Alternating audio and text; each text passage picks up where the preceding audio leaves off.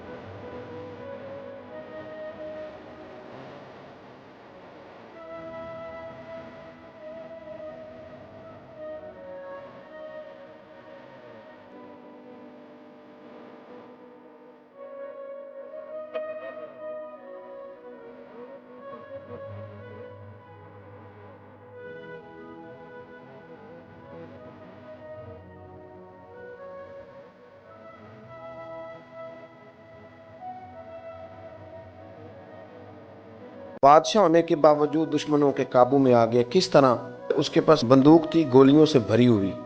तो उसे अचानक एक परिंदा नजर आया तो उसने ना एक गोली नहीं मारी, उसने सारी बंदूक ही खाली कर दी।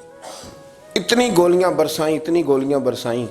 करीब वजीर था समझदार, उसने रोका भी। उसने कहा बादशाह सलामत, आप गलत करेंगे। चुप कर, तेरी जेब से खर्च कर रहा हूँ। गोलियां बरसाई तो वो बंदूक खाली हो गई। अब परिंदा भी ना मरा। जब वापस निकले तो दुश्मनों ने घेर लिया, असला पास कोई नहीं था, गिरफ्तार हो गया वजीर समेत। तो कहा कि वो तुम मुझे रोक क्यों रहे थे? तो उसने कहा बादशाह मेरी जरूरत तो नहीं, लेकिन वो जो आप जिसको गोलियां मार रहे थे वो परिंदा नहीं था, परिंदे का साया था। आपने साये पे ही सारी बंदूक खाली कर दी, सोचा समझे नहीं। इतनी जल्दबाजी की आपने कि परिंदा भी नहीं, साया था, आपने गोलियां मार दी। और हाल ये है कि अब हम गिरफ्तार हो गए।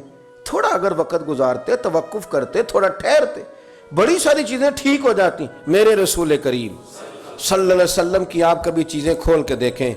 वो उस्मान बिन तलहा ने फतह मक्का के मौके पे कहा था मैं आपको चाबी नहीं दूंगा, तो हुजूर ने फरमाया तो ना दे, एक वक्त आएगा मैं तुझसे ले लूंगा। 10 साल गुजर गए। अल्लाह के नबी थे ना, सवेरे भी सारा कुछ ठीक हो सकता था, पर 10 साल बीत गए। 10 साल के बाद जब मक्का फतह हुआ तो फिर रसूल करीम ने फरमाया फिर चाबियों के बारे में क्या ख्याल है?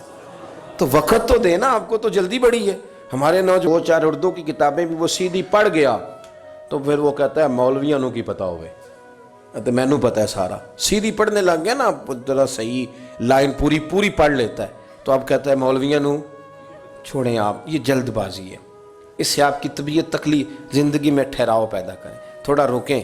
और मेरे अब्बा जी कहा करते थे पुत्र वट्टा भी किधरे प्यार रवे सही भारा हो ही जाता है, लेकिन अगर वो खड़ा ना हो, कभी उधर भागे कभी उधर भागे, तो फिर तो जो साथ वजन होता है वो भी उतर जाता है। जल्दबाजी, इतनी तलाकें होती हैं जल्दबाजी की वजह से होती हैं। अगर थोड़ा इत्मीनान हो जाए, थोड़ा सोचें, थोड़ा परखें, आजमाइश में न पतफ लो। जल्दबाजी आपको परेशान करेगी, ख़राब करेगी, चीज़ें बिगड़ जाएंगी। अल्लाह हमें अपने महबूब का सदका इत्मीनान कल्बी अता करे।